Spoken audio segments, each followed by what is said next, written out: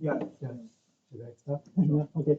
So I continue yesterday's lecture. So I was in the middle of introducing string algebras.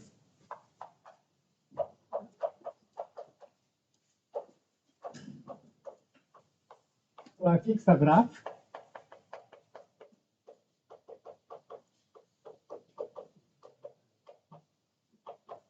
And so fix one vertex.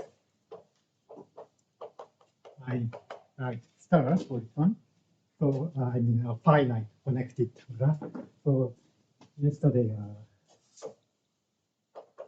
I used this example. So actually this is thinking diagram A5 written in this way for representing being bipartite. Then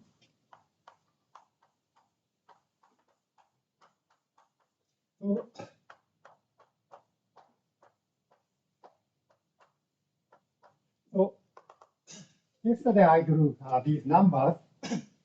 So for example, this means that initial vertex. This 5 means that from this top vertex and to this vertex, we have 5 different passes of length 1, 2, 3, 4, 5. So this is the number of paths here. Then so I choose one path like this, and I use a Greek letter. So this is path C. Then I use this symbol. This S of C is the source.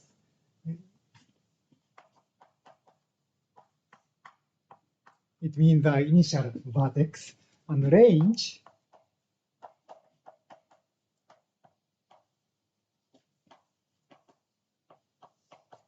it means the final point, final vertex. And then I also use this symbol, absolute value of C the length.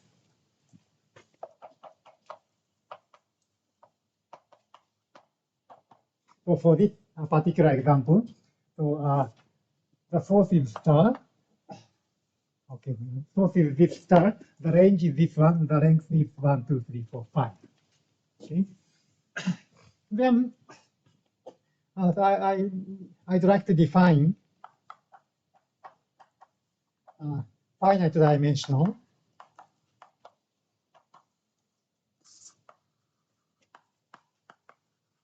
star algebra. So over complex numbers. An for each n. Then so I fix n for a while. And this n is the length of the path.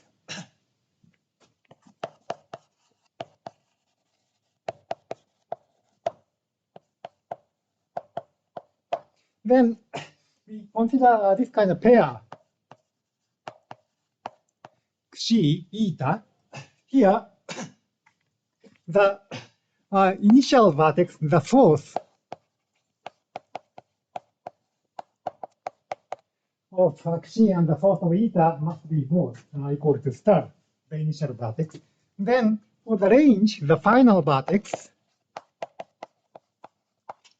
we just require this equality. So the final vertices have to be the same, but can be anything. So if the length is 5, so here from 1, from star here, so the final vertices can be this one or this one. We have 2 possibilities in this example. So from this to this, we have 5 passes. Here from here to this one, we have 4 choices for paths. Then we consider this kind of pair. Then we consider a linear span. So of all such pairs satisfying this property. So this is our vector space.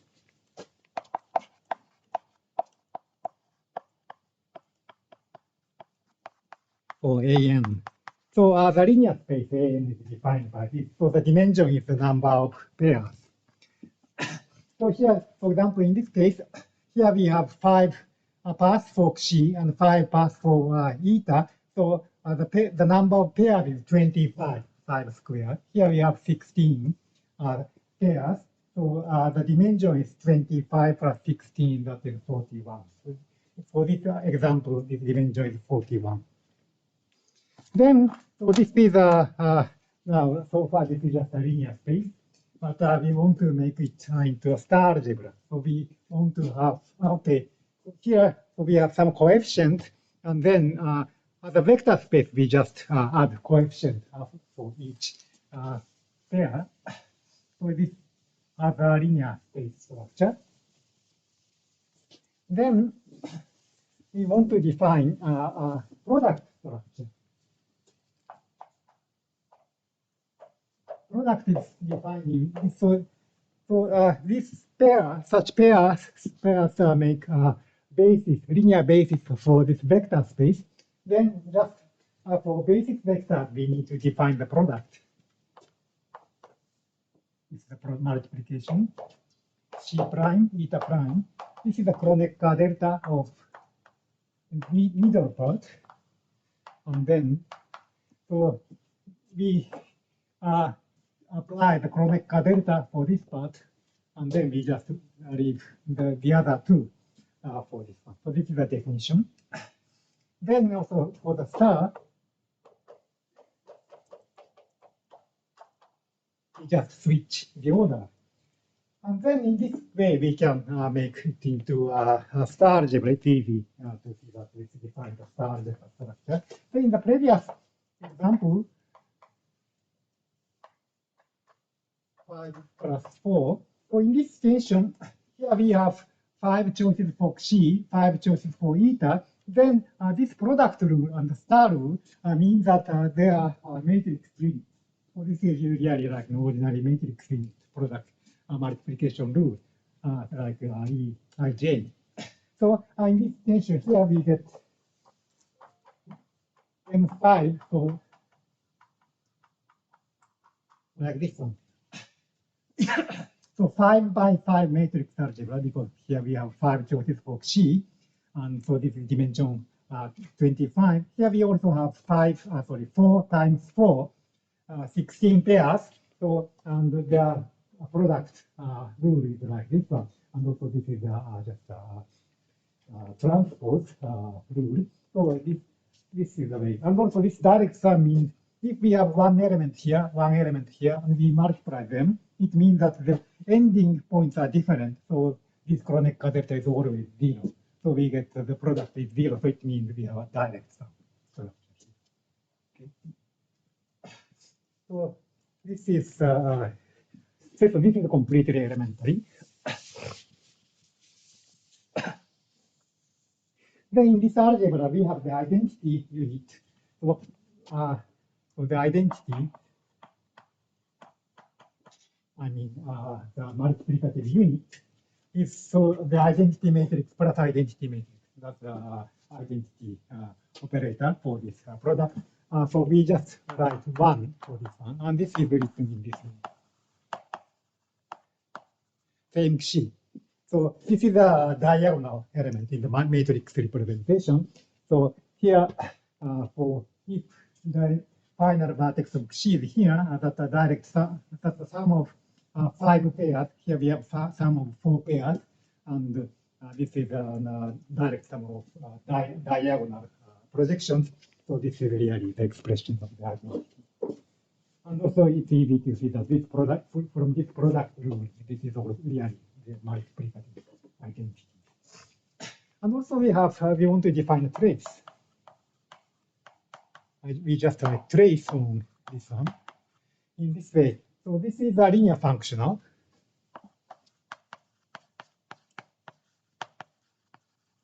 And this name is really like a trace, ordinary trace in the linear algebra. Then trace, so it's enough to define this functional on the pair. And this is Kronecker delta and also beta. Okay, I haven't defined this one yet.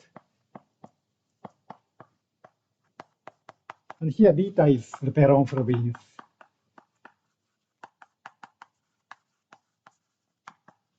eigenvalue.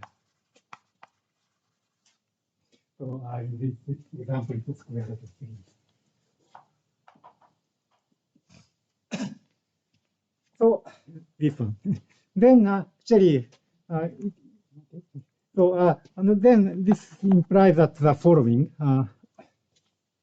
So here, so for M5, we have an ordinary trace just in a linear algebra, I mean sum of direct diagonal elements.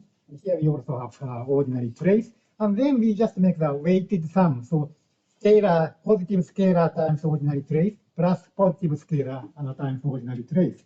And this is, I mean, this TR, I use a small letter for T instead of capital letter. That's direct sum, weighted sum of ordinary linear algebra traces. And then we have the following property: trace of xy, trace of yx, just like the ordinary linear algebra trace, because it's just a weighted sum of ordinary traces. And then x star is positive. And also trace of 1 is 1. So the first two properties are clear from the definition just by linear algebra, because we have a positive coefficient. Then the last one is a little bit non-trivial, but from this normalization, we can prove that. Actually, we used this normalization coefficient in order to get this property. So it can be proved. And actually, so today I omit all the computations, but for computations, can be found in my book, chapter 11.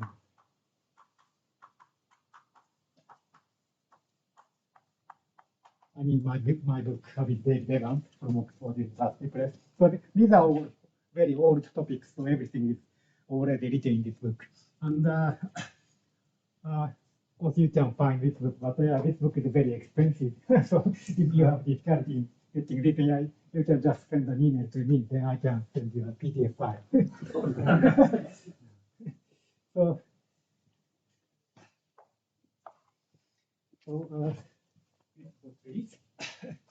Then, so this is entirely elementary. So this itself is not particularly exciting. But then the next thing is we want to have an embedding.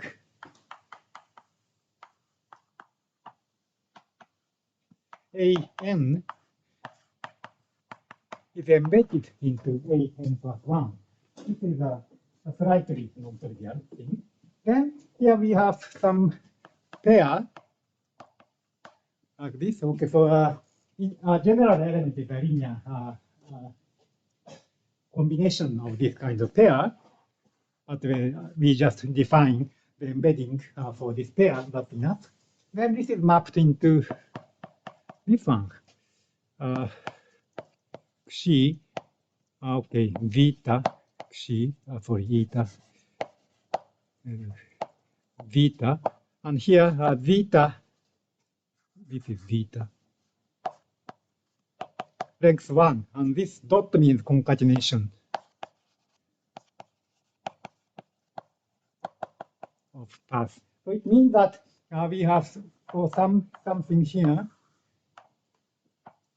If we have one path xi, we have another path eta, and we have a common endpoint here, and the length is n. Then we put the common tail vita of length 1. So it means that here we have this one. And yeah, this ending vertex, this depends on beta. So there could be many choices. And because we have a summation over beta.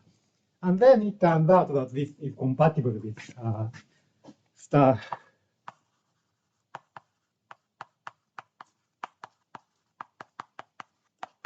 the algebra.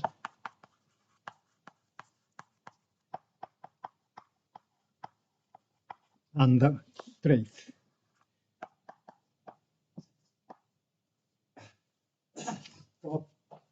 this is the embedding of the algebra.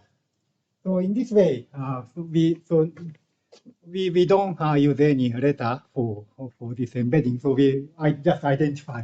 So we regard AN as a subalgebra of AN plus 1. So again, I omit this computation. Yeah, but this is easy. But yeah, everything is fine in my book. Found in my book. So yeah. So this is the thing, and also yeah. So and here compatibility of trace uses the Perron, so we use the eigenvector property. Then we next, so in this way, we have an inclusion of sequences. So the initial one is 0, well, depends on the choice convention, but I start with 0. So the length 0 means that we have only from star to star. This is the final point and the starting point. So this is just, and this is C, because we have only one pair, the linear span of this pair is C. So we have now an increasing sequence of finite dimensional algebras. And so each is a star algebra, so isomorphic to direct sum of matrix algebras. Then next I want to define EK. This is a projection in K plus 1. And the definition is this one.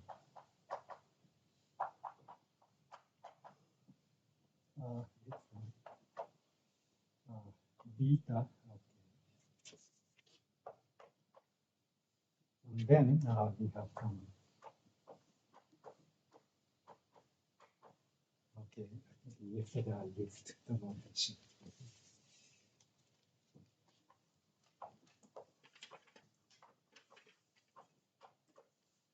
Then,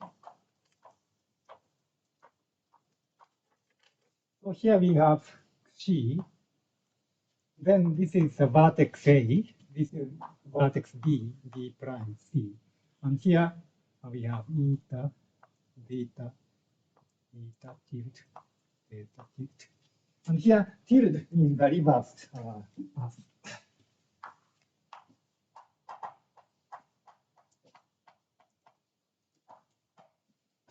So, and A, B, so this is a summation of all these choices.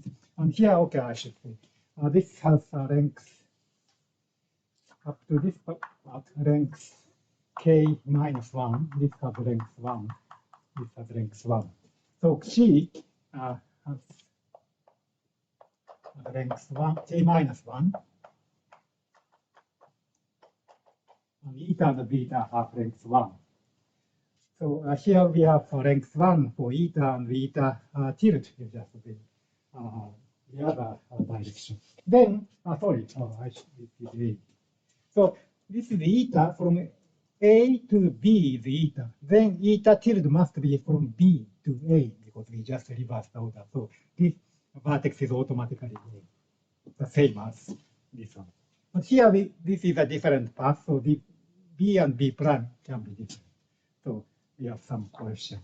But yeah, so for a while this coefficient doesn't matter very much. At least for conceptual understanding, you can basically ignore this coefficient. But of course, for actual computation, actual proof, you need coefficient, of course. But for conceptual understanding, this is most important. Then,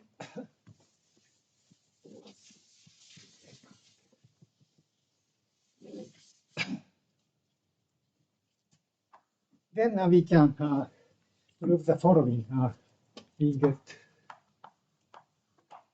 EK is self-adjoint. This is easy because we just, so coefficients are positive and we just switch their, okay, I mean, so this is a pair. Okay, I should have forgotten earlier. So this is the pair of two. So this is the left component of path.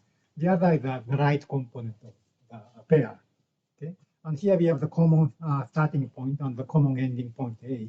So this is a form. Okay. String. The name string means that we have the common starting point and common ending point. So we have a closed loop. And this is why we say a string.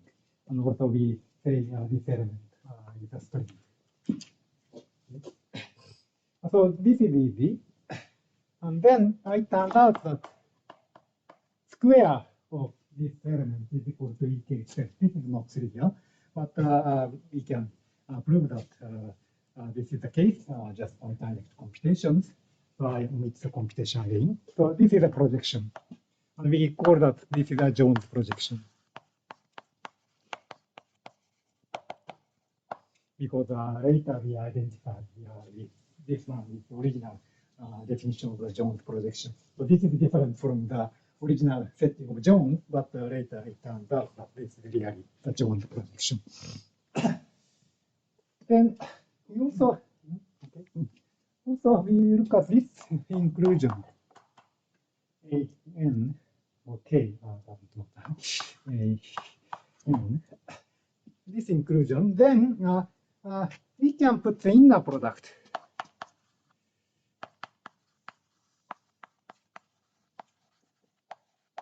X and Y.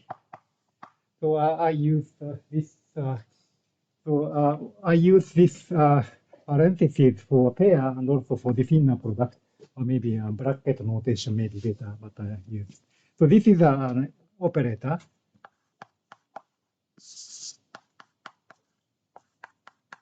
So basically, I use Greek letter for path, and for element in the string algebra, I use small Latin letters like X, Y, and so on. And this is the inner product, and defined by this one, Y star X, and we take a trace. And then by positivity, so if we have X and X, we get trace of X star X, which is positive and possibly 0. And also actually it's 0 if and only if X is 0. So this is a positive definite inner product.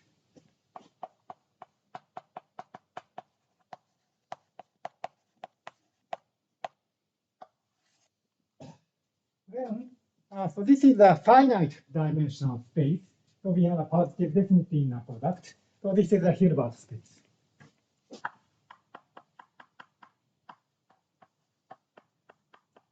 And this is the Hilbert subspace.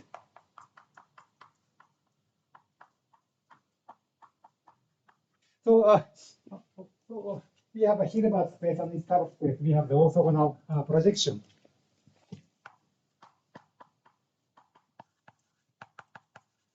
And this projection, so it is given by this trace because this projection is determined by this inner product structure, and this comes from the trace. So this depends on the trace, but this is called conditional expectation.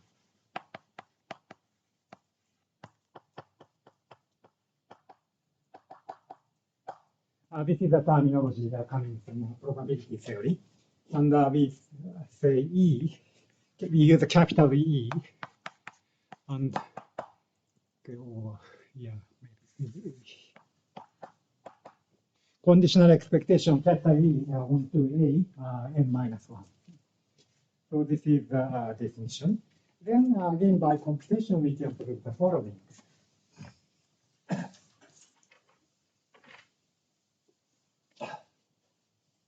So we use this one.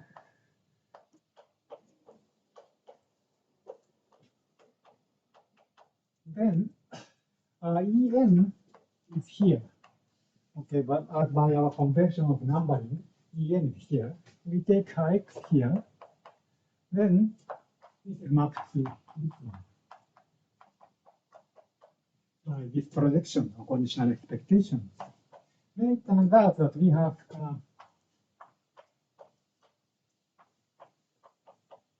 for X is here, but we can embed this one into the larger algebra, one step larger. And then in this algebra, we can multiply these 3 elements. Then it turns out that this is equal to this one. Okay. This is somehow important later, although actually I don't use this one much in these lectures, but for actual computation, this is very important. And also, this form is one of the reasons we use this name, Jones projections.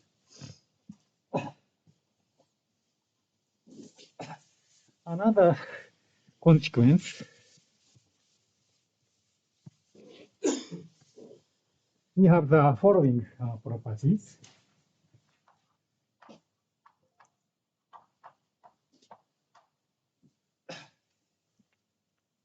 We also have en plus or minus 1 en. This is 1 over beta squared times en. And also en is en is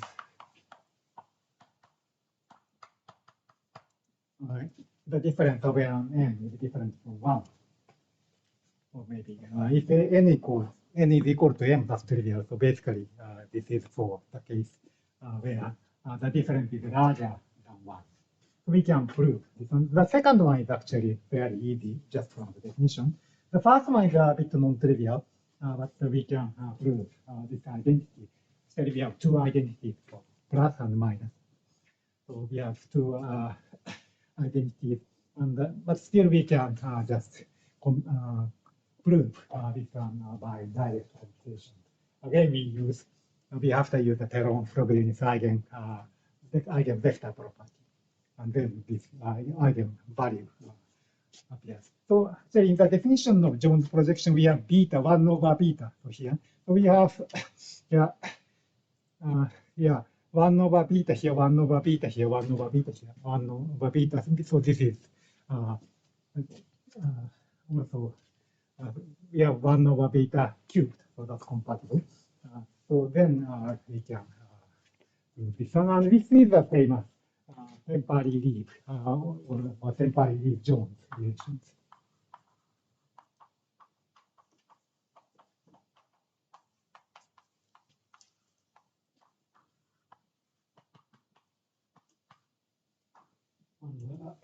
From these, we can, for example, we can define a Jones polynomial also using the trace. So, so this is one setting. Another thing is the following. So we have an increasing sequence of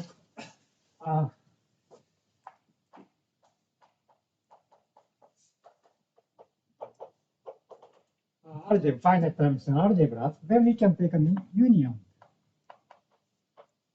of these algebras. Then this is an infinite dimensional.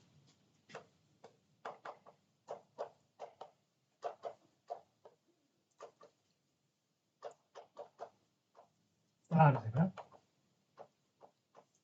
with trace.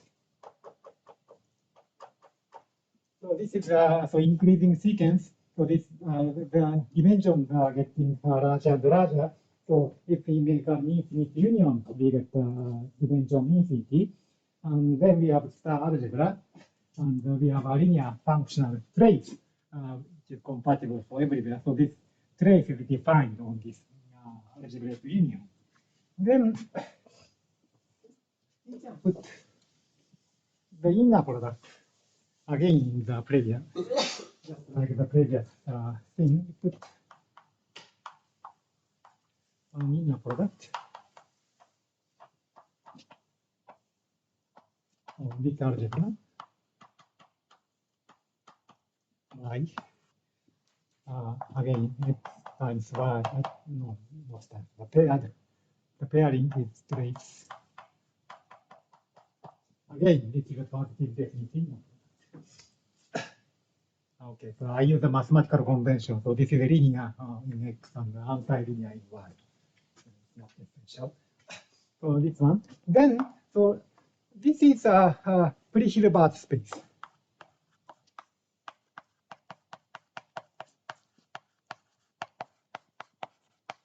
So we have an infinite dimensional vector space, and we have a positive definite inner product, but this is not complete. Then we have take a completion.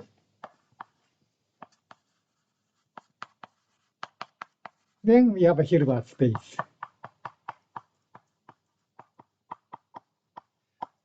and I just write H for this completion. Then this algebra acts on this one, the same algebra, the same, sorry, same vector space by left multiplication.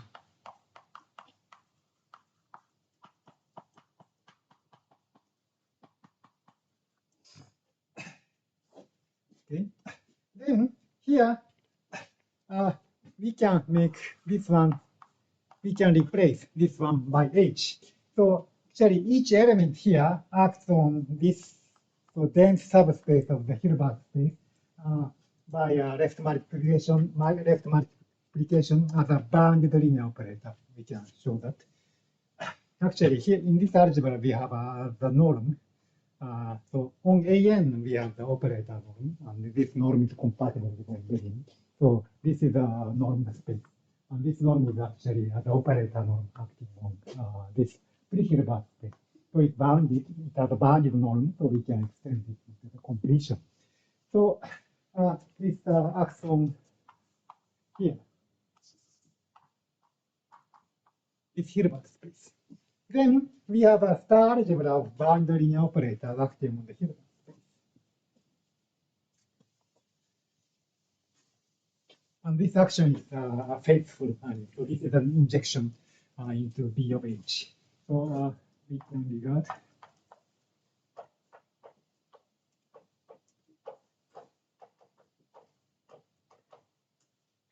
as a star algebra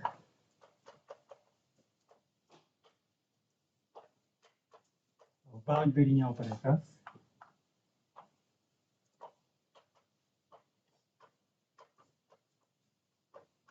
on this H, the Hilbert space completion. Then we can take a closure. And also, okay, here, so we can take the norm closure, but then that's just a C-star algebra. And we are interested in a von Neumann algebra. So we take a strong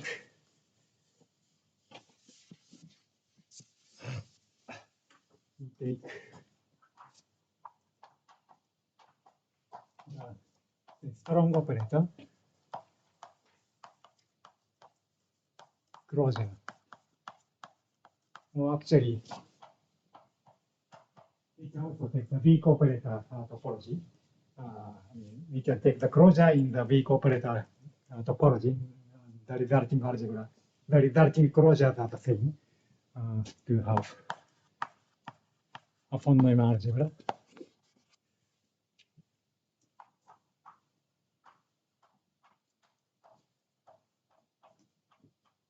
We write A sub infinity. So this is so the A infinity is not just a union. We take the closure after action of this Hilbert. So this is a definition. Then it turned out that so this is something called the hyperfinite 2-1 factor. This is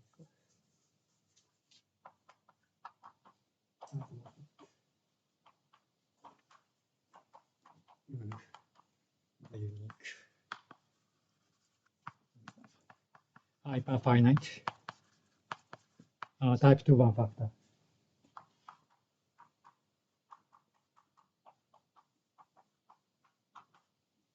So we have classical von Neumann algebra introduced by von Neumann himself with Murray.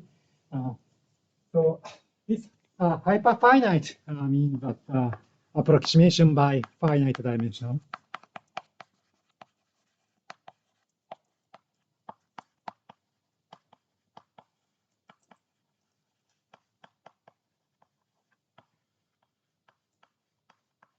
And in this construction, from the beginning, we have a finite dimensional approximation at each step. So this hyperfiniteness is almost trivial. And then for type 2-1 means basically we have a trace.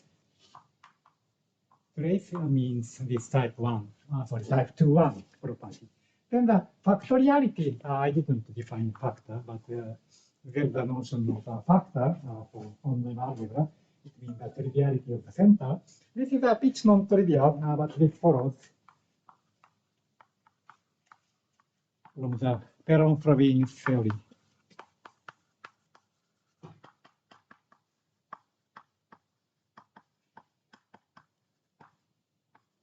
So we have the Perron-Frobenius eigenvector and Perron-Frobenius eigenvalue, but we have some classical theory in linear algebra to deal with some properties of such eigenvalues and eigenvectors. Then from that, we can prove this factoriality. So this is just a linear algebra, very like 100 years old. So just using classical linear algebra, we can prove this. Then this means that so we started with some bipartite graph, but any graph produces the same algebra.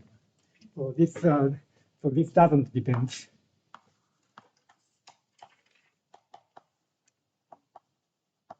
on the initial graph.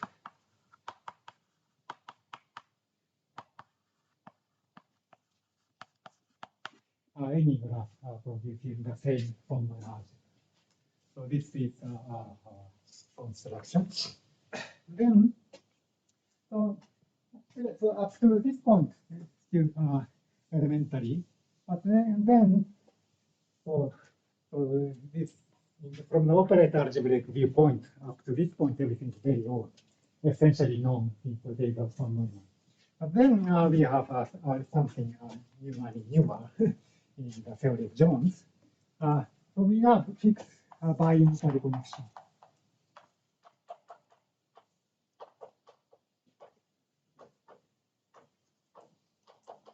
So we have some graphs. We have 4 graphs. And if we make a square by choosing 4 edges, we have an assignment of a complex number which satisfies the bi-unitarity. Then, but now here we assume that all the 4 graphs are connected. So yesterday I didn't require connectedness for vertical graph, but today there is some subtlety here. But today I assume that all the 4 graphs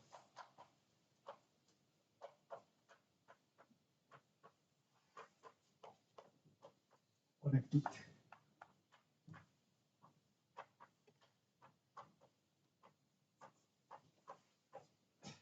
Then we choose a star here.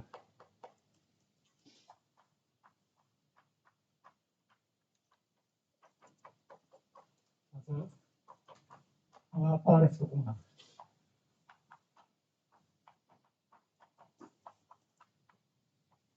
Then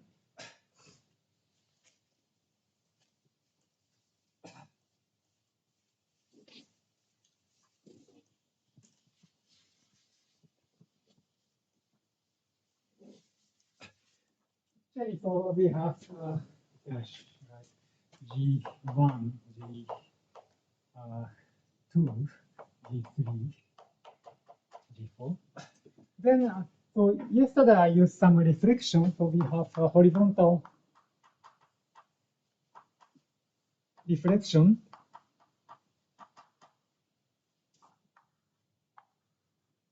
G1, G2, G4, G3, G3, G1, here G4, G2.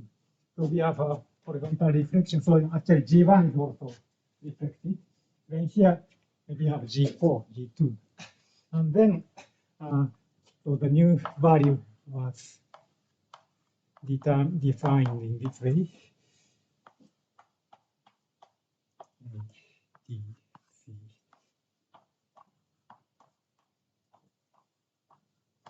Just yesterday, so this is a new value. And this is all the value. Then, so the new value again satisfies the unitarity for this choice. So this is a unitarity for this. So after this reflection, so we have 2 unitarity for bi-unitarity. So these 2 are switched into the other. So this is here. And also we can make a vertical reflection.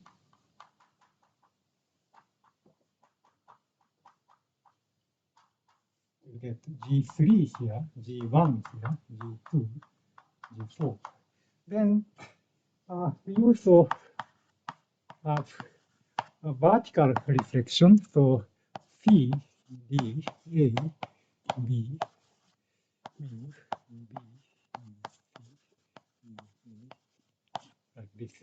Again, this is a new value. This is an old value.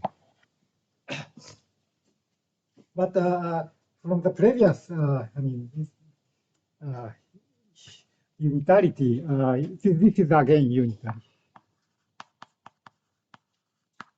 So this new value also satisfies unitarity just by one of the bi-unitarity. And also we can make a further reflection here.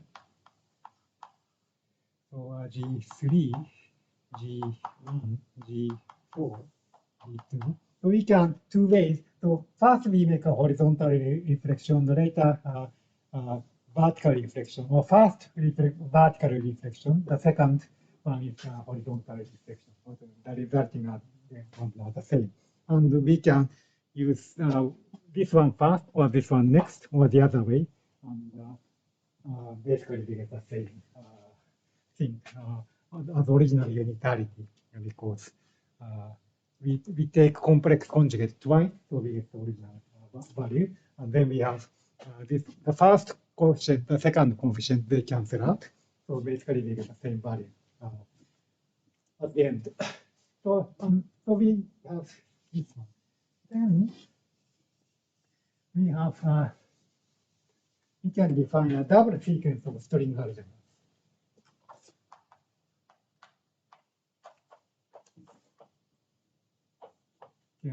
You can say a KL of string algebra.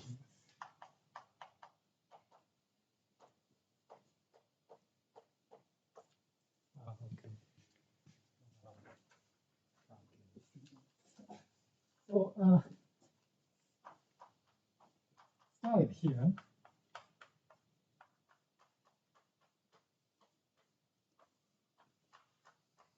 So here we use the original one. Here we have the next one is the reflection, and again the reflection. So so these four makes thing, and we have periodic thing. So here we have the same one. Here we have the same one, and also the same one here. Okay. So in this way, we have period 2. We have period 2 for both horizontal and vertical directions. Then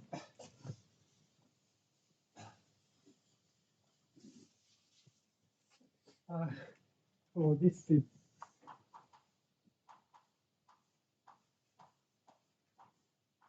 and here we have length k, and here we have length l, and this is AKL. So this is a star algebra, a finite dimensional star algebra, defined the finite dimensional.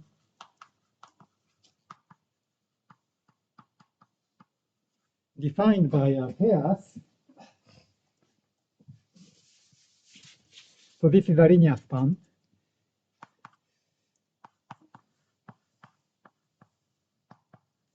And here, C and eta, so the source star, the range are equal. The length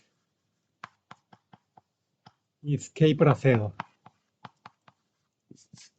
Because so here, for example, here we can go this way first, and so using the original graph and the reflection, and we use a different graph here. Then we can, in the definition of the string algebra, basically we can define the, we can use a different graph. So for this root, we can define a string algebra, AKL. So here length L, length K. So in this way we can define AKL. But also we can go this way, and also many other different choices. So we have to make identification of different roots, and this is done by a connection, bi-unitary connection. So I think I now stop here for break, and after the break, I will explain how to make this identification to give this one a very defined way. Okay, so I stop for break.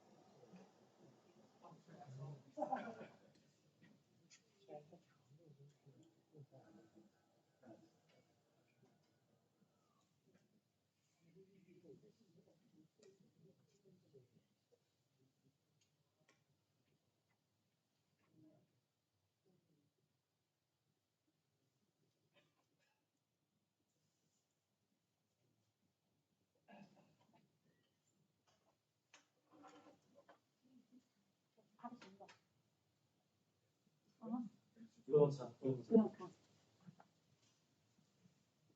哎呀，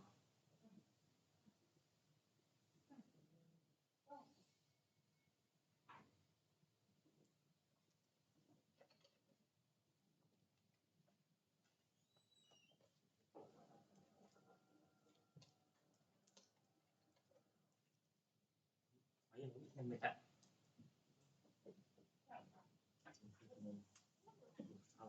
看没高笔记，大家可以。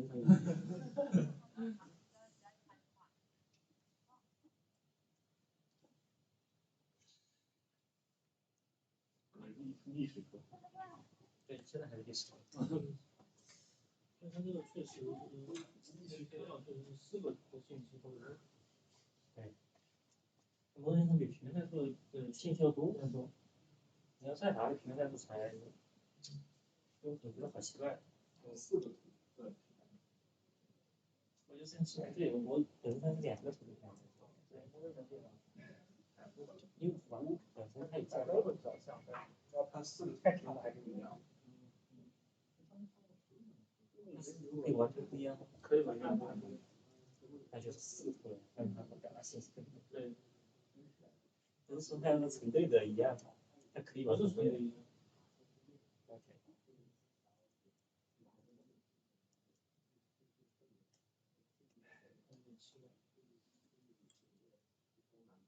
我说平面代数不对，丢信息了，其实从这个角度来看，我就丢信息。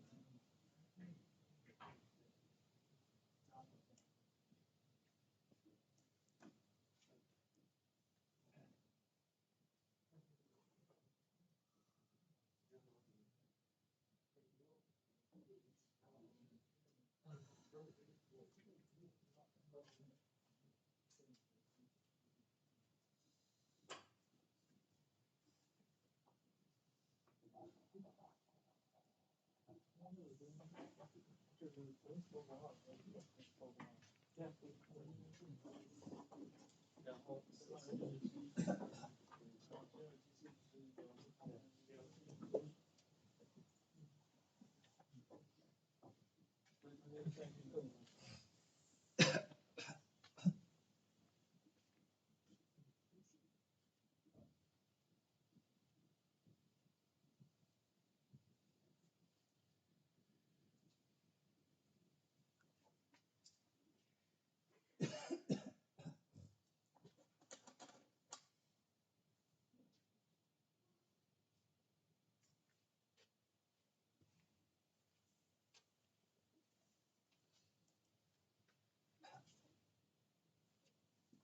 Okay, so I start the second half. So far, I defined the AKL in lots of different ways. So we have to prove that they are really compatible. There are some canonical identification of different expressions.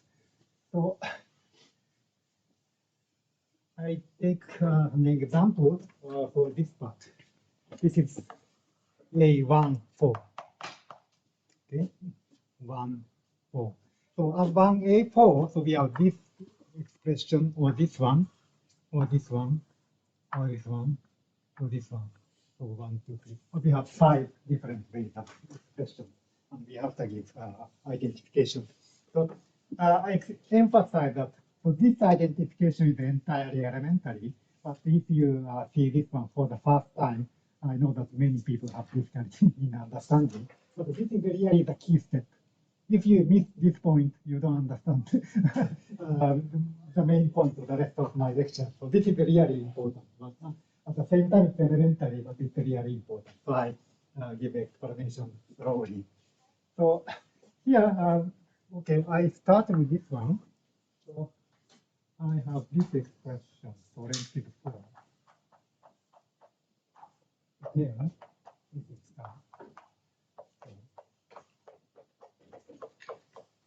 and here that we have same. Okay. Then this is written in this way. Summation over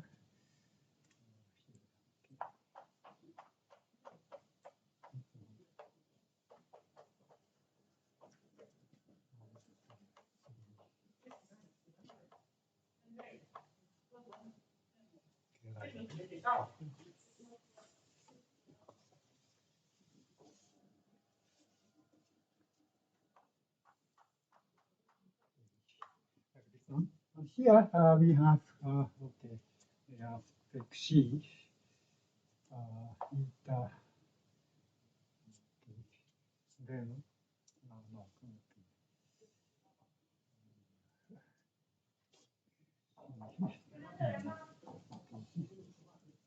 C1, C2, C prime, C prime 2.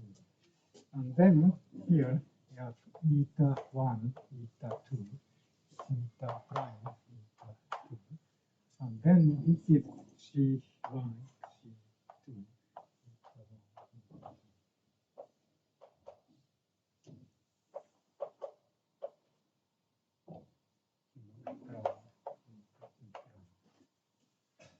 Okay, so and summation is over this eta.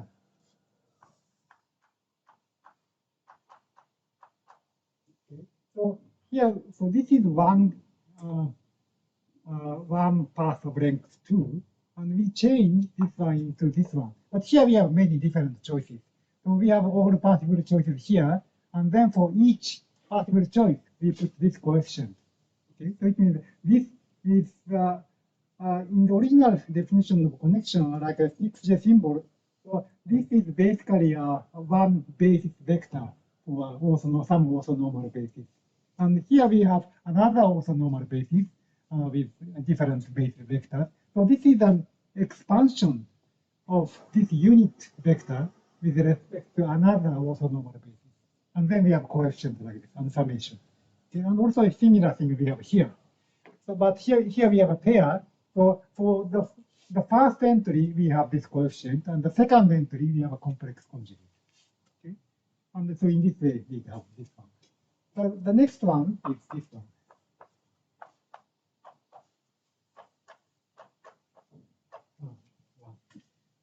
I put this one.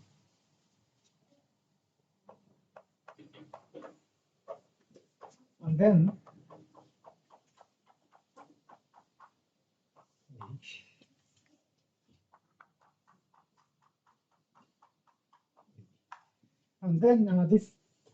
so this is the first one, the second one, and this is from this part, this one second, this is prime. Okay. So for this form, so again we can, so this is the one unit vector, so we can expand this one with respect to another orthonormal basis, and then we get the coefficient. But then the coefficient is like this. So the original coefficient is this one, and then another coefficient is this one, and then we have a summation over this one. The product. So here we have some number, but here we have another expansion. Then so we have a new coefficient like this one for the product, and then we have a summation. But here this eta is a common edge. So we have a summation over all possible eta here. So this is a new picture like this one. So yeah. So by definition, this is a definition.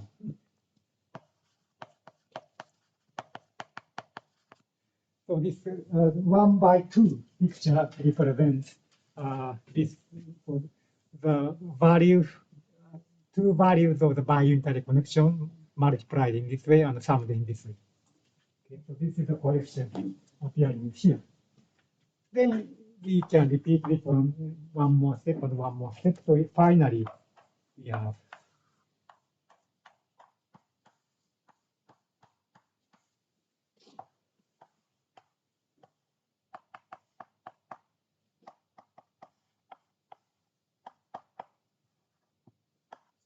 like this.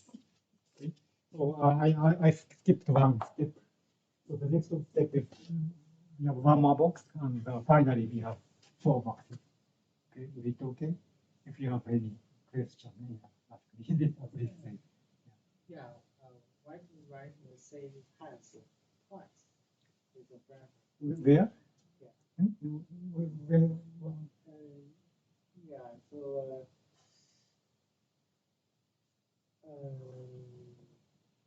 so in your definition of string algebra, yeah, there's a bracket and yeah, a path, yeah, and a comma, and another path. yeah. Yeah, so is that what So this is an element. This is a string. This is an element in the string algebra. Yeah. Yeah. So this is one path, another path. Yeah. Yeah. Yeah, the same. No, different. It has the same final vertex, but this path and this path are different. In general, the element of the string algebra is linear span of this kind. So this is here. Eta is this. Yeah, different. You see one prime. Yeah, so this and this are different. Yeah. Yeah, and they are two different edges from the same graph. Yeah, that's right. Yes. Yeah. Yeah. Okay. This is really important step. So what do you mean by equal this guy? Oh, yeah, it's a definition of identification.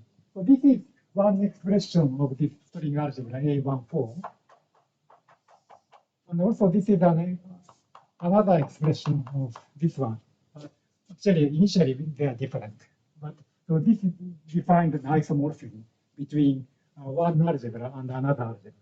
And using this, we identify this element with this one. And in this way, we have a very defined single algebra in one form. So we just only need to choose one path. Yeah. And that gives you the generators. Yes. Why define it this way? Well, so originally, this has some origin of this kind of idea.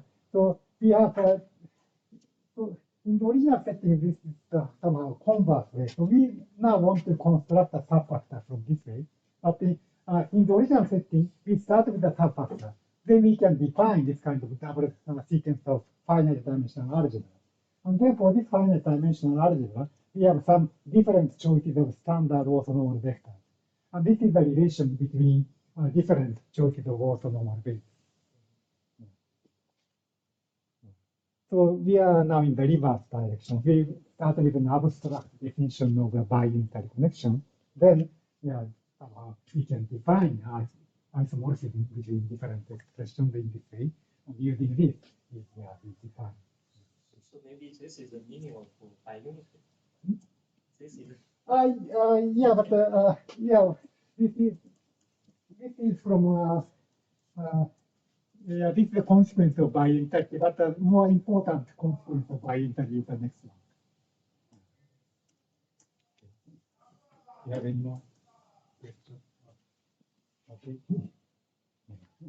So in general, we have even more larger things.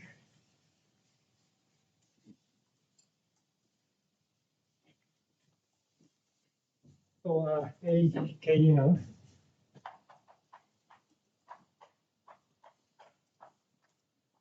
K, L, AKL. And if we have here, we have this kind of thing.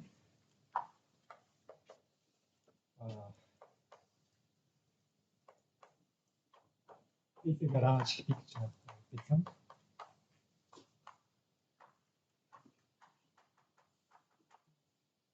Here, so this is has length k. This has length L. We have a large picture, and this is defined in a similar way. So this is the large diagram is defined.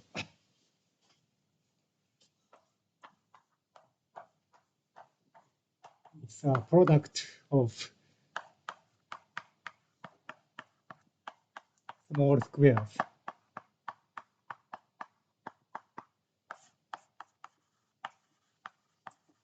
And the summation is over internal edges.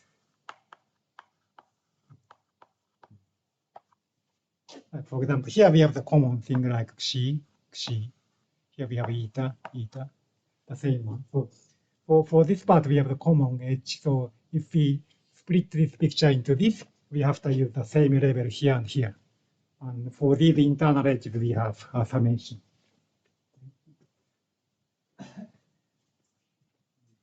So this is the definition of AKL.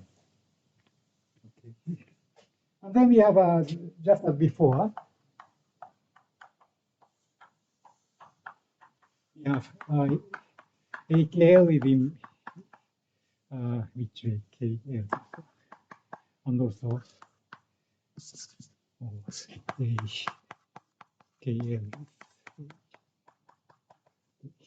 So we have inclusions like this. We have now we have inclusions in two directions, vertical inclusion and horizontal inclusion, just by putting the trivial thing like beta, theta. So yeah, okay.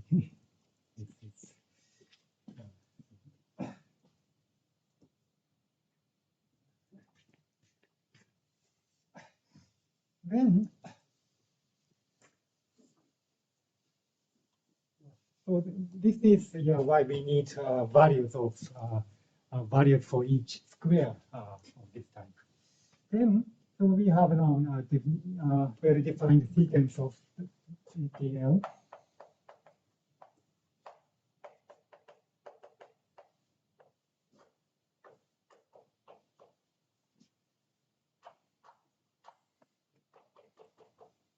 And also, we have a trace. Just as before, now we have to use different graphs, but it doesn't matter. So we can define a trace on each AKL in a compatible way. So we have a compatible trace each algebra. I mean, compatible with that embedding. Okay. Then we need another notion next. Commuting. So I must define, so I give an abstract definition. So let A, B, C, D, these are 4 finite dimensional algebras with mutual inclusion.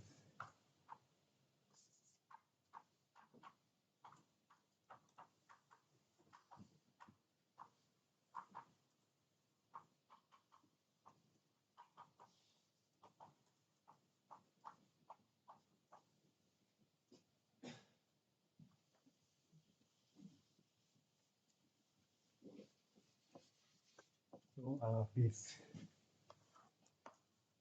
such inclusions.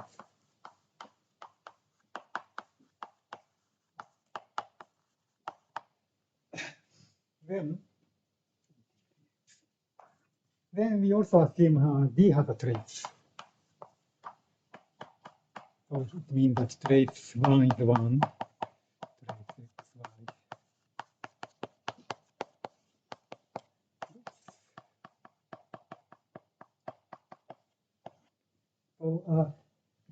So basically this trace, so this D is just a finite dimensional star algebra with a direct sum of matrix algebra. So this trace is just a weighted sum of some linear algebra trace on which direct sum. Okay.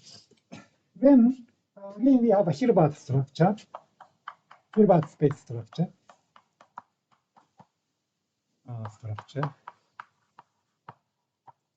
on A, B, C, D.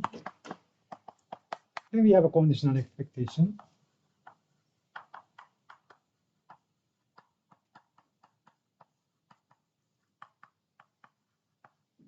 E, A, E, B, E, C. We have three different subalgebras of D, so we have three different Hilbert subspaces of D. Then, in this case, so still it's a combination of the definition. In this definition,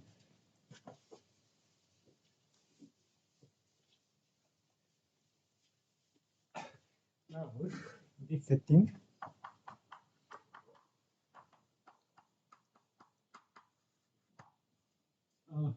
commutativity of this diagram. So I put B this way or this way.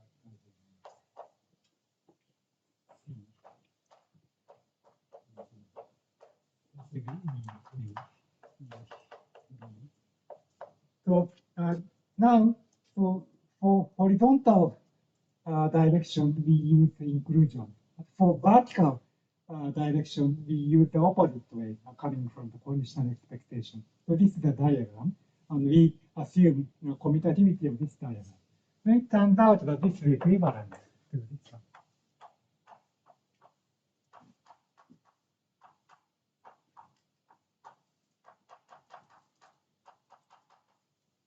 Commutativity of this diagram. So here we use conditional expectation for horizontal direction, and we use embedding for vertical direction.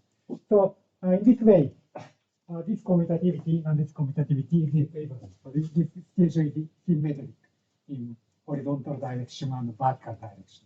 And when, so this is in general, this is equivalent. If we have this one,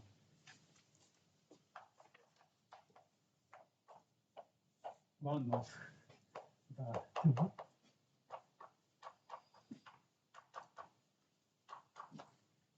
I mean, both are equivalent, so one of the two means that we have both.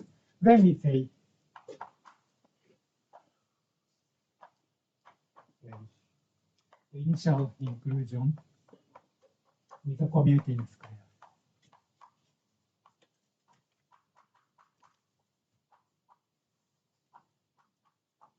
So this is just a square, and commuting means this commutativity. So that's a general definition. And this notion is very important.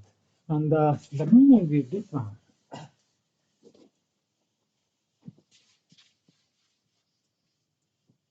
Meaning is the following.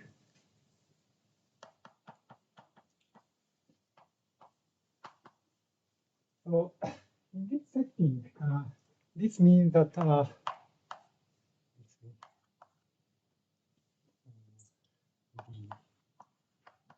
so in this setting, this is a pair of an inclusion.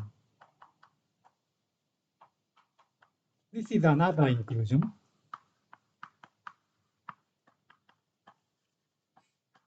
And here, so A is contained in D and C is contained in D. So this means this pair is contained in this one.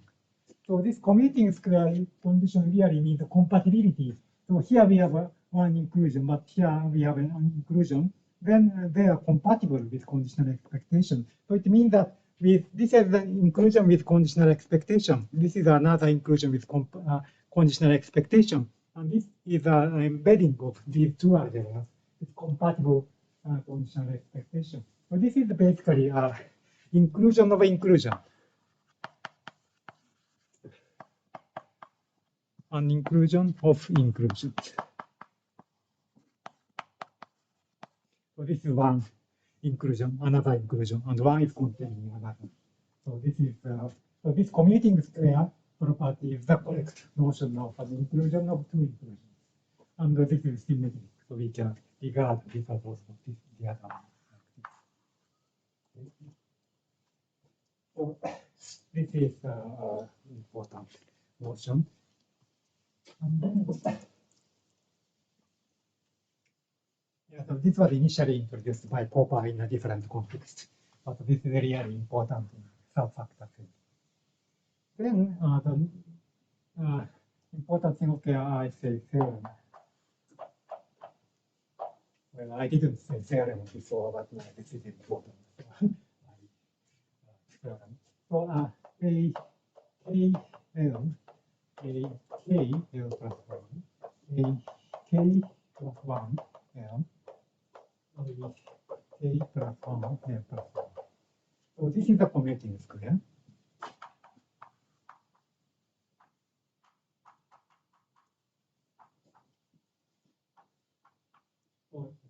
For AL. This is equivalent to bi-unitary. The connection.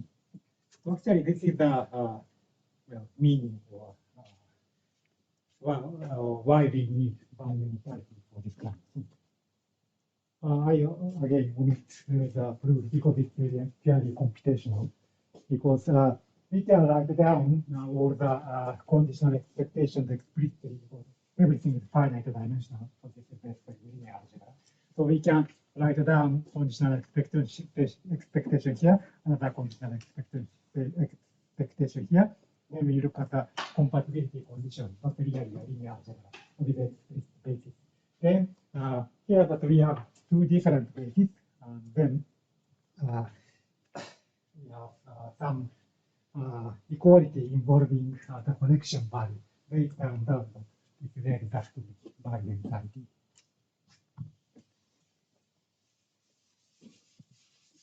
So in this way, AKL is a double sequence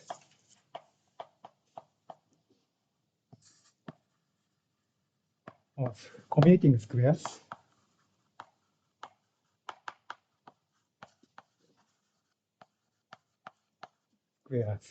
and actually we have this is also commuting square. Okay, L plus L prime, K plus K prime, L.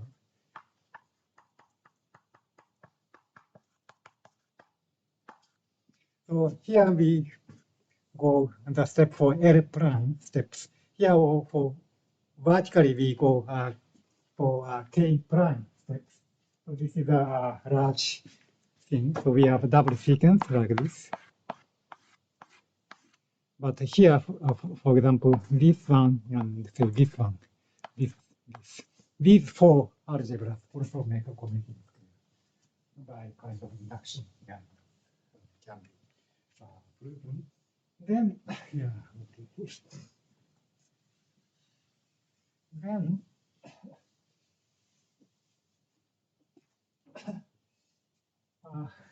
we can we now define the Jones projection again, but slightly in different setting. Slight generalization of the previous definition of the Jones projection. So,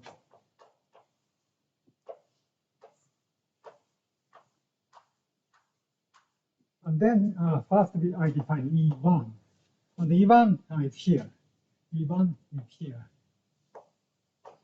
E1 is for A20. And then the definition is this one. Again, for E2 in this way.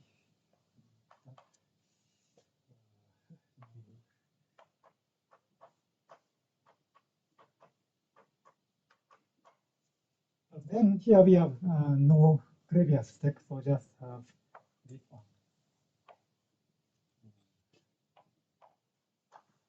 A.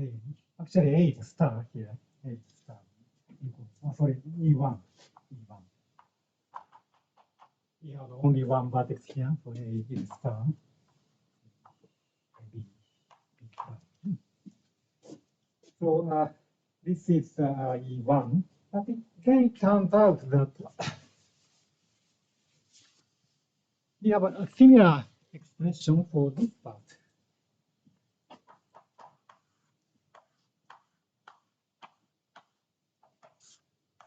Here, A21.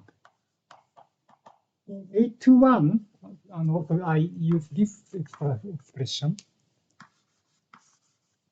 then okay, I write E say prime one is this one. Summation over 1 beta and mu A, mu B, mu B prime. Then times here we have this one.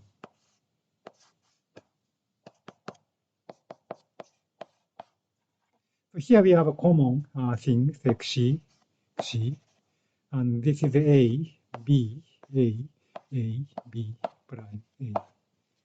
So here for this part we have length 1, 2, 3, and here we have length 1, 2, 3. So the 1 is common part. And then here we have different choice of B and summation over this part. So this is eta tilde, beta tilde, and summation is over C, eta, zeta. So basically this is the same kind of thing, the Jones expression. I mean, we have the common part first, then we have at the tail, we have length 2 part, and here we have eta tilde, beta tilde, and some coefficient, the same type of coefficient. Okay. Then this is non-trivial part, but these two are actually the same.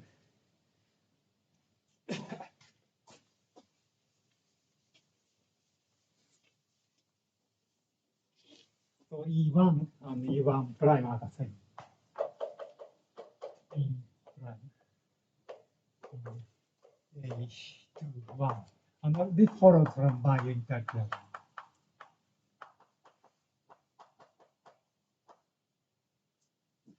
Again, I omit the computation, but this is purely computational. So in A21, I mean, so this was originally in A20, but A20 is contained in A21. This is in A21. Okay. So this is embedded image into A21. So initially E1 is here, and here we have to put a trivial tail using this part, and we have an embedding from 20 to 21. And for E1 prime, we use a different path. So here, the left-hand side is for this expression, the right-hand side is for this expression. Then these two have to be connected to each other by bi-unitary connection. And it turned out that the effect of bi-unitary connection for this one is exactly the other. Okay. So bi-unitarity plays a lot of role. This is again quite a non-trivial, but purely computation for this. And then similarly, the next step is this one. Here, A22. In A22, we have, say, E1 double prime. But this is same. Again bi-unitary.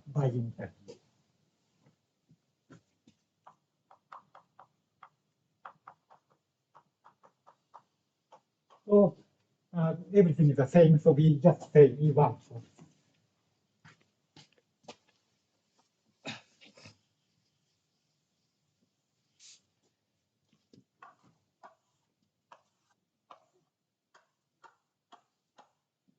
at any this is 2, this part is L, and here A2L, this is A1L, A0L. And here we have E1. Then we just look at this part. Then, as before, we have the following relations. So E1 lives here, and then we have X here. Then,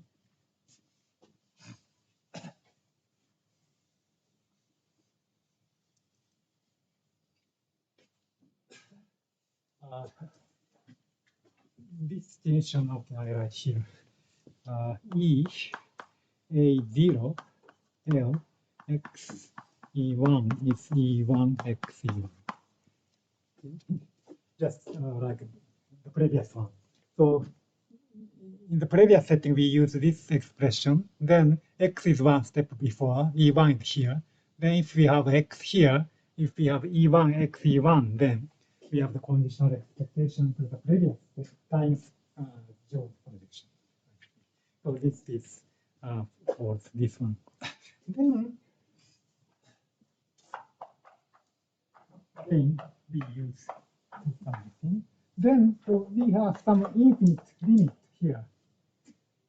So then I write A0 infinity, A1 infinity, A2 infinity, and so on. So this is after taking the closure on some Hilbert space. And actually, for defining this one, we need a Hilbert space. For defining this one, we have Hilbert space, but this Hilbert space is different from the previous one. So we have some non-trivial issue for this inclusion, but we can define this inclusion naturally. So at finite level, we have this inclusion for 0 to 1. Then this is in a compatible way, we can define this inclusion of infinite dimensional algebra. So this is a 2-1 hyperfinite.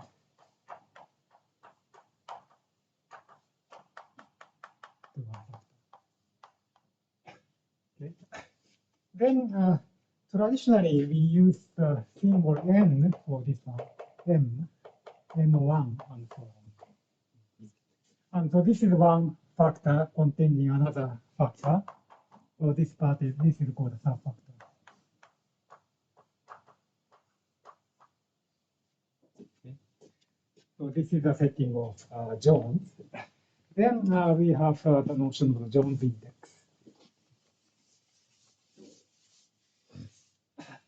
Then here we have, so E1 is here. Then so the previous identity I just erased, this is okay even after passing to the limit at the infinite level. So x is here. Then x is in M. Then E1 x E1 is equal to En. Okay. So if x is at the finite level, we can use the algebra here at the same level. But here this x can be embedded into the next level. So we can use the next one and so on. Then after passing to the limit procedure, we can replace this part by n. Okay, so this is the conditional expectation from m to n. And also like this one. So we have here. Okay, this. So we have n into m, and this direction is conditional expectation. But then, so with trace, we again have the inner product of m, and this is a subspace. But now, in the previous setting, everything was finite dimensional. So we didn't have to take a completion. It was complete from the beginning. But now, with the infinite dimensional algebra, then this is not complete with respect to the inner product. So we take a Hilbert space completion.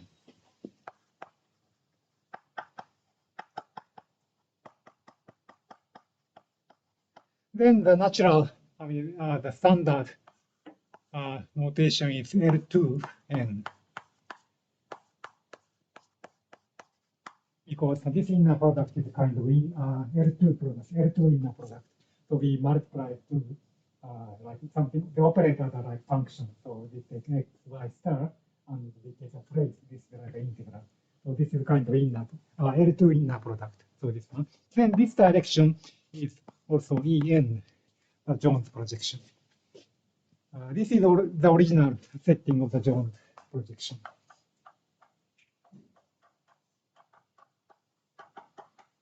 So in the original setting of the Jones projection, that's basically the projection onto subspace given by M. This L2 completion is not so important.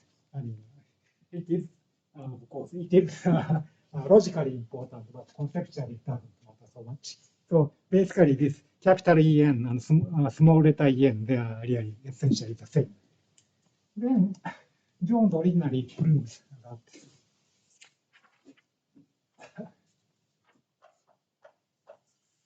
this situation for x in N.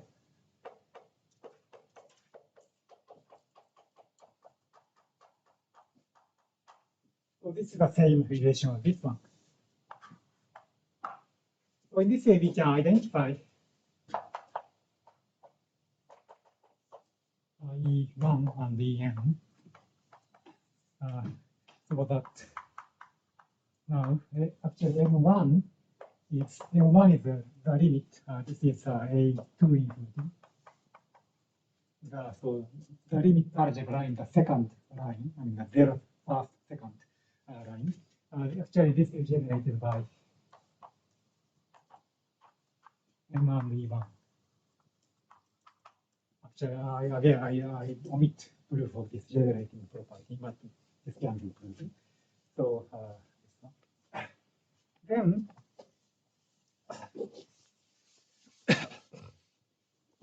the trace of En or trace of E1, again, I omit the computation, but just from the definition, we can compute the trace value of E1 that is exactly equal to this one, the inverse of the Perron-Frobenius eigenvalue squared. Then this means the trace of En means this one. So we have L2 of M, something like this kind of thing. And L2 of N is a subspace, like this one. And this trace of 1 is 1.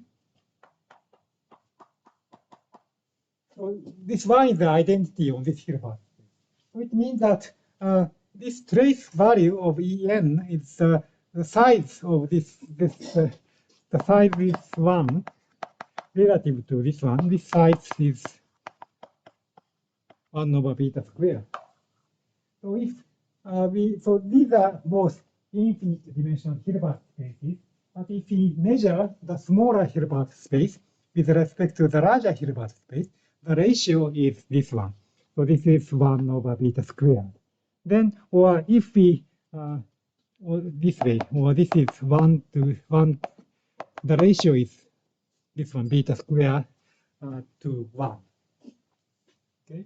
So the Jones index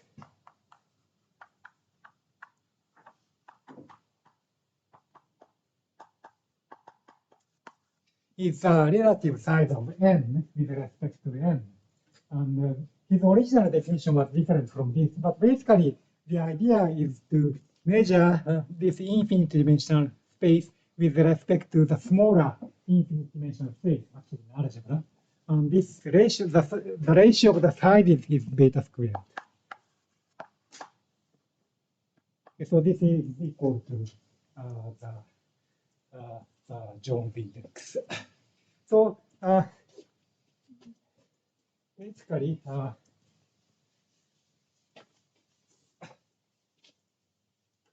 if we have a bi-unitary connection,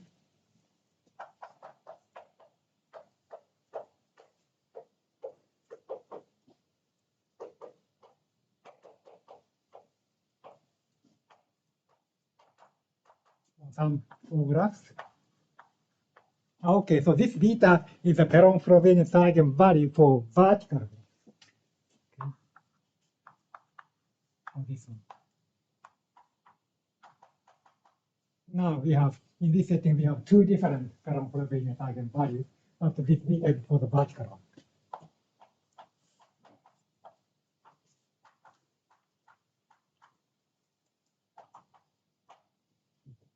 So if we have some pairs, quadruple of graphs with this beta value, and if we have a bi-unitary connection, then we can have a subfactor.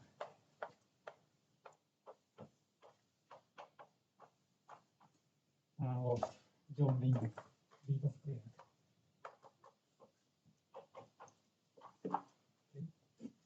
So this is the general thing. So up to this point, it's completely general. I haven't shown any example. In the remaining for 5 minutes today, I just show one example.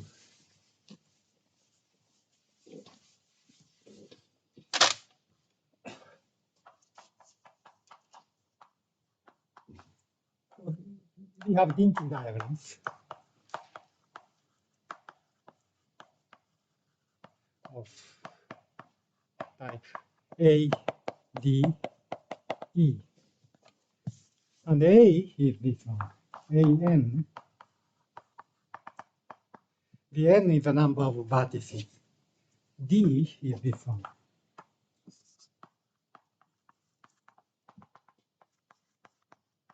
At the end, we have a bifurcation. And then we have E.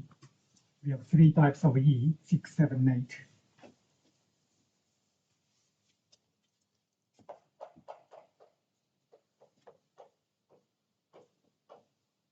7, E8,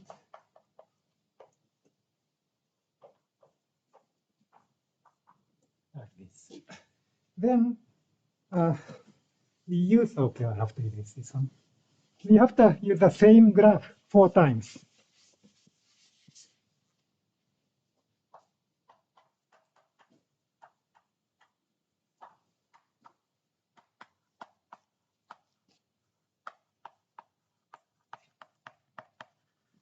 So we have 4 graphs, but we use the same graph 4 times. Then the connection is given by this form. Epsilon times BC, epsilon bar times delta A, D, mu, A, mu, D, mu, B, mu, C. And here epsilon is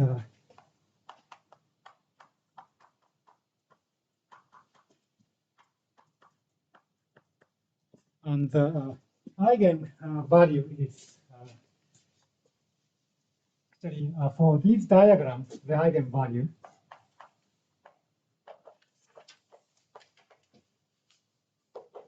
of this form. 2 times cosine of pi over n. And this n is called the Fock theta number. This is an integer.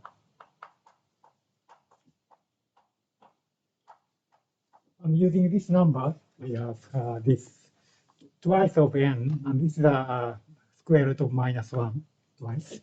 And for this is so this epsilon is the root of unity, and then using this one, so these are Perron-Frobenius eigen values, so an eigenvector. And then we can show that it is bi-unitary.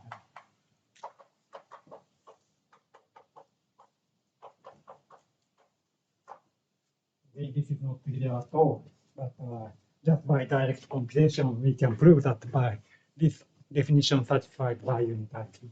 So we get a subfactor of index 4 times cosine square pi over n. This is a famous Jones construction in a slightly generalized setting. But so these are, of course, sometimes non-integral, so we get some non-integral values of the Jones index for subfactor. So this is a highly non-trivial construction, but we do get these values from this bi-unitary connection. Okay, so I stop here.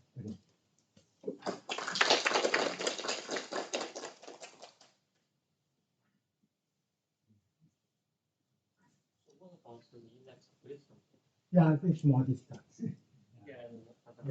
Yeah. So, for example, we want to realize some value above 4 in this way. Then so suppose we want to realize some value, say beta square. Then we look for some finite graph with Perron-Frobenius eigenvalue equal to beta. So this is already not trivial. Sometimes it's impossible. But if this is possible, we choose some graph here, and then the other 3 are free. We look for possibility for other 3. And if after fixing 4 graphs, we look for possible bi-unitary connection. But then, basically, finding this bi-unitary connection is not possible in general. So here we had some explicit construction, but this is very special for linking diagrams. So this, in a sense, we are very lucky to find this solution. If we fix graph in some random way, in general, we have no solution at all. So we have no general solution for construction of the index by this way. Actually, even today, we have no general idea on which values we can realize in this way. This is still an open problem.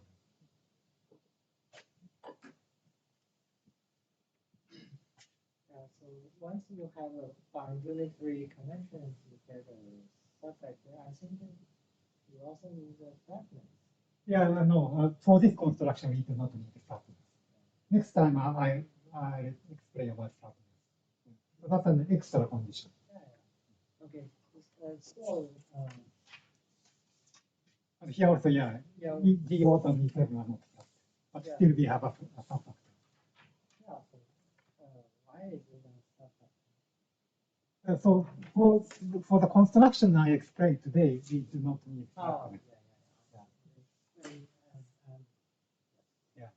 Yeah, I'll talk about this issue next week.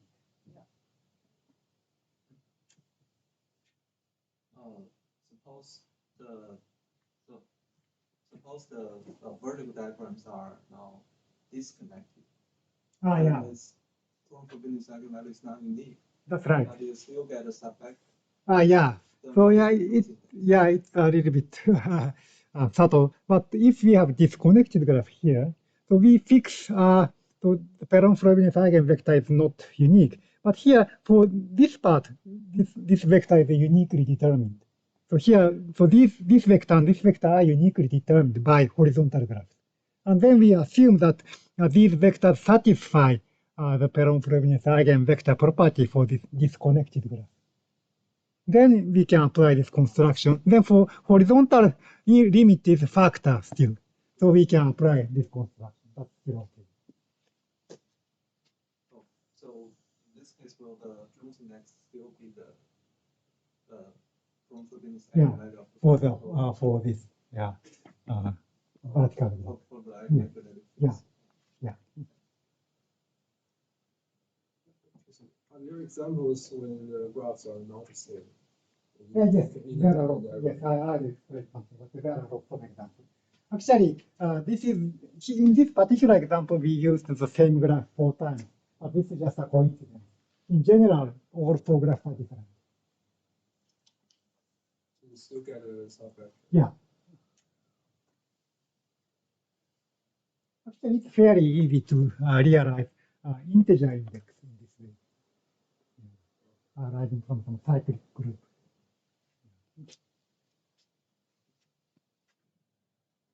Can you compute the connections for the Hargreaves subfactor? Yeah, for Hargreaves subfactor, yes. Connection values are explicitly computed by hand. Yeah, that was the original construction. So this bi-unitarity is a very strong property. So in general, this has no solution. But if we have a solution, we can often write down the solution explicitly in some unique way or possibly 2 ways, 3 ways.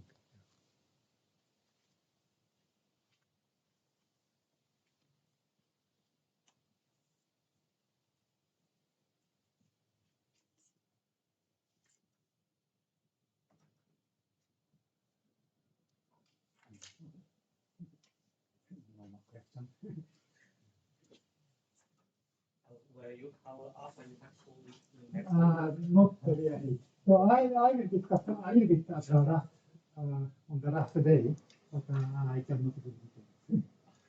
I'm sorry.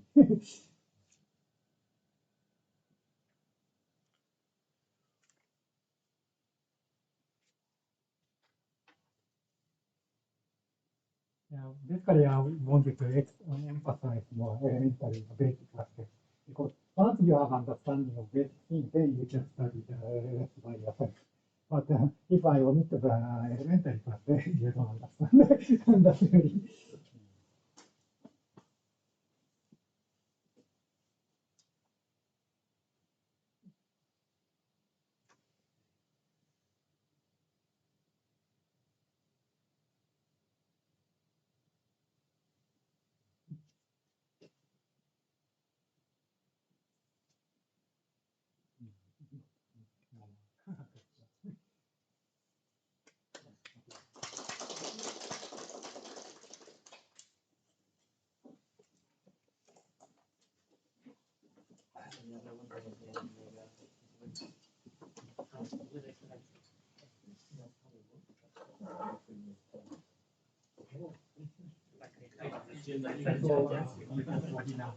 Yes, yes, and the plan we have never implemented.